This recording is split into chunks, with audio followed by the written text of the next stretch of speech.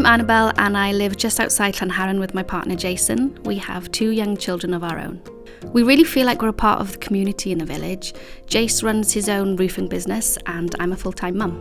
A couple of people I met at playgroup are foster carers and always tell me about how rewarding it is to foster, so we thought it would be something we could look into. They all recommended that we contacted the RCT local authority fostering team, so we did.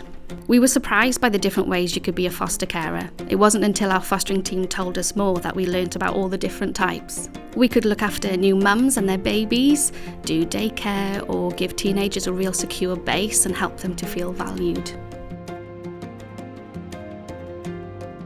We've been fostering for 3 years now, and it's definitely been a roller coaster. We've had a couple of children stay with us for daycare for short term. We've also had a young mum and her newborn baby stay with us for a couple of months. That was hard, but it was amazing. Our fostering team gave us specialist training before the placement, which has actually helped us to be better parents. Our social worker is always there when we need her. It's like having a best parent training all the time.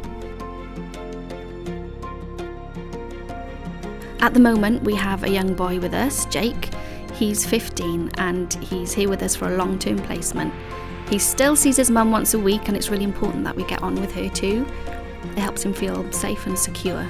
We never thought about fostering a teenager in the beginning, but it's worked so well. Jace and I both remember what it's like to be teenagers, so we use that to guide us through.